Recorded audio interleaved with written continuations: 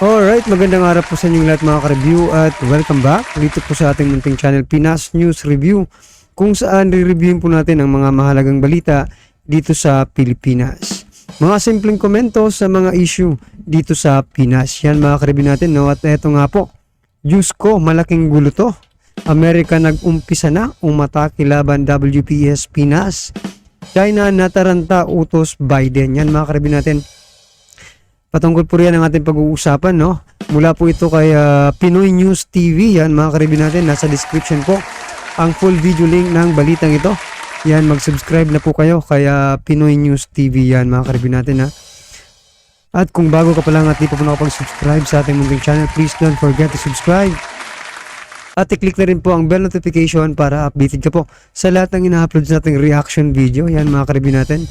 At eto na nga, sama-sama sabay-sabay po natin pakinggan, panoorin at bigyan ng reaksyon ang balitang ito. Eto na po. Sangkay. US mapipilitang manghimasok kapag nagpatuloy ang aksyon ng China laban po sa Pilipinas. Nakikita po natin ngayon ang China, mga sangkay. Grabe po yung panggigipit sa Pilipinas. Kaya nga ang malaking kaba dito, mga sangkay, what if ang US kasi gigil po yan sa digmaan. Gustong-gusto na po niyan kasi kumikita po sila dyan. Kapag may gera, mayaman ng Amerika dahil sila po ang nagsusupply ng mga kagamitang pandigma. So, eto, tingnan po natin mga sangkay ang balitang ito. Mapipilitan ng manghimasok ang Estados Unidos kung aatakihin ng Beijing ang mga barko ng Pilipinas sa South China Sea. Ayan, Ito ang babala mapipilitan. ng US. Yan yung babala ng US President na si Joe Biden. Mapipilitan mga sangkay na manghimasok ang Pilipinas, ang Amerika sa Pilipinas laban sa China. E ngayon pa lang mga sangkay, nakita naman po natin ang presensya talaga ng US government and US military sa bansa natin. So hindi po malabo mga sangkay. So we have to be ready. But most of all, very important, we have to pray for our country. Okay, na sana hindi umabot sa ganon. Nako mga sangkay, malaking gulo po yan. Tingnan nyo yung Ukraine ngayon. Tingnan nyo yung Israel ngayon, diba? President Joe Biden, kasunod ng banggaan ng Chinese vessel at Philippine supply boat na Unaiza May 2 noong linggo. Binigyang diin ng United States President na sa umiiral na Mutual Defense Treaty, may karapatan ang dalawang bansa na suportahan ang isa't isa kapag may ibang umatake sa kani-kaniyang bansa. Ayan, mga sangkay, no?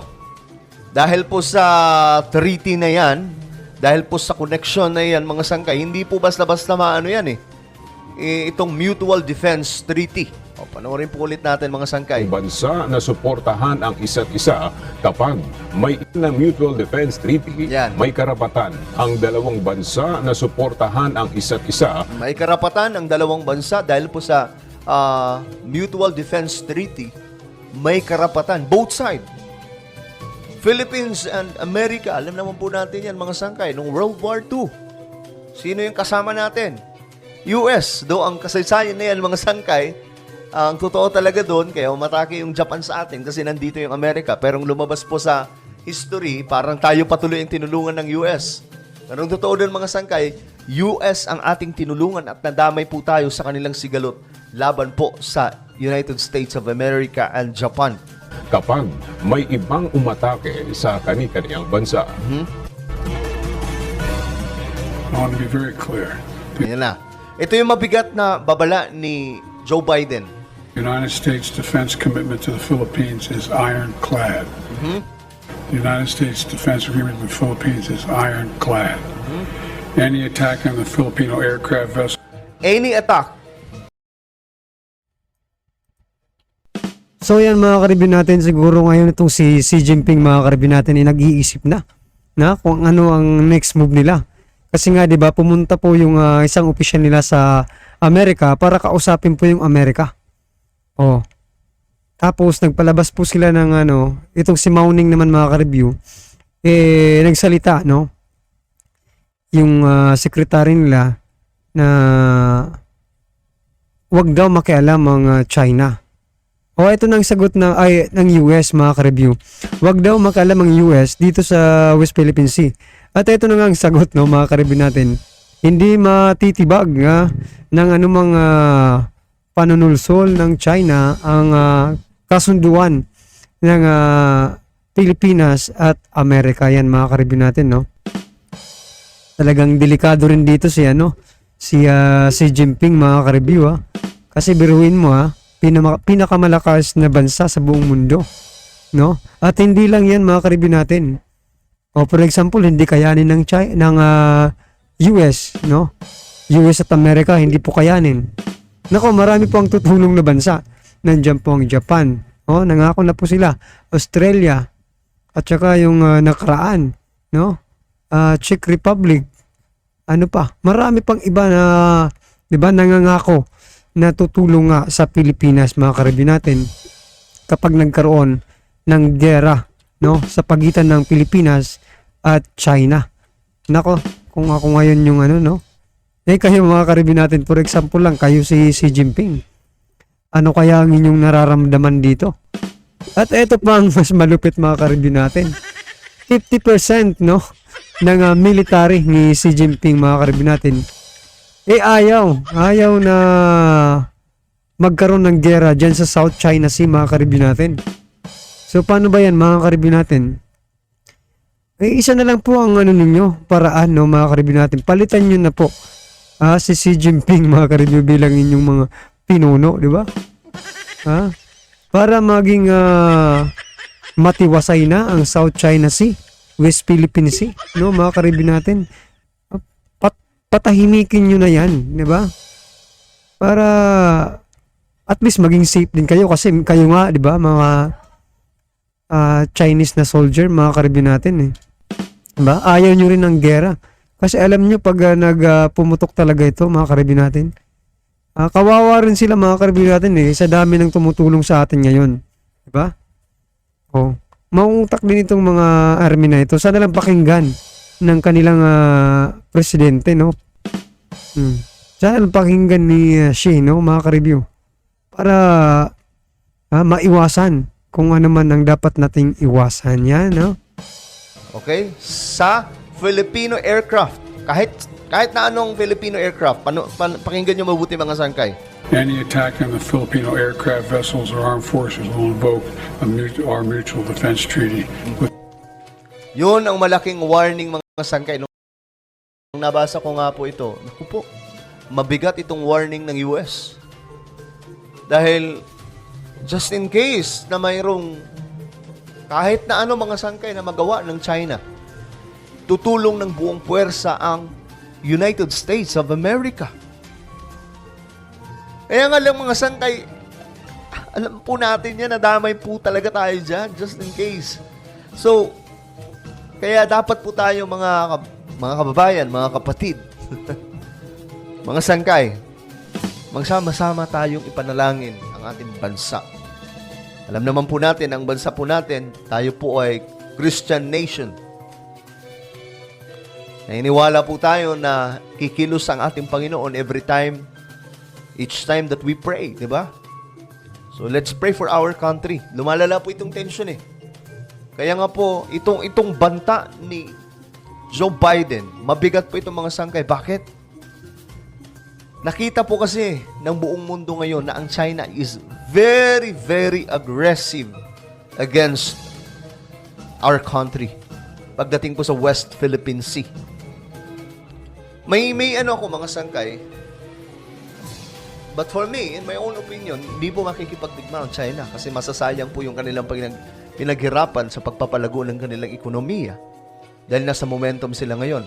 But in the other side, mga sangkay, napapaisip ako na baka din talaga mangyari itong digmaan.